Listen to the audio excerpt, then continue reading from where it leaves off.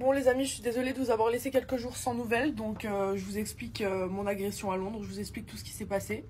Donc c'était il y a quelques jours, j'étais toute seule à Oxford Street, donc c'est une rue très cotée à Londres, c'est comme si je vous dis les Champs-Élysées à Paris. Et j'étais devant Zara, je sortais, j'avais fait du shopping et j'avais mon téléphone dans la main. Donc j'étais en train de commander mon Uber au bord de la route, sur le trottoir, il y avait 1500 personnes autour de moi.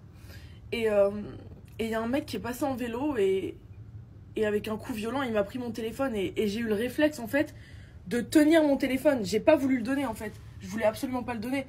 Surtout que dans ma coque de téléphone, j'avais ma carte bancaire, la seule et l'unique que j'ai. J'ai tout dans mon téléphone, enfin en fait j'ai pas voulu céder en fait, j'ai eu le réflexe de serrer ma main. Et en fait bah du coup ça l'a stoppé dans son élan parce qu'il était en vélo. Du coup il a failli tomber du vélo. Et donc bah il s'est énervé, il est descendu de son vélo, il a jeté son vélo par terre. Il y avait son collègue qui était en vélo à côté aussi qui l'attendait. Et il m'a poussé par terre contre le sol, genre vraiment violemment, je suis tombée par terre. Et il a commencé à me mettre des coups de pied, des gros coups de pied. Et donc bah, c'est là que j'ai décidé de lâcher le téléphone tout simplement. Donc il m'a pris mon sac à main. En fait c'est allé super vite, en fait je saurais même pas vous expliquer correctement ce qui s'est passé. Parce que vraiment en une fraction de seconde je me suis retrouvée au sol et j'avais plus rien en fait. Donc voilà, il m'a pris mon sac à main, mon téléphone et il est remonté sur son vélo, il est parti. Tout ce que j'ai pu voir de lui c'est ses yeux parce qu'il avait une cagoule et un casque de vélo. Il avait des tatouages sur le visage, enfin bref vraiment je me suis retrouvée, en fait c'était traumatisant parce que j'étais vraiment toute seule dans la rue en fait. Je me suis retrouvée à Londres sans téléphone, sans repère, sans rien en fait. Je me suis retrouvée comme ça dans la rue, il y avait plein de gens autour de moi.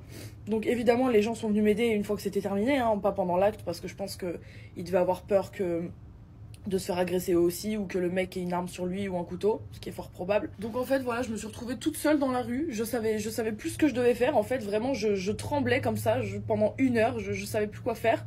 Et il y a des gentilles personnes bienveillantes qui sont venues me dire est-ce que tu veux que je te paye un taxi pour aller là où tu dois aller.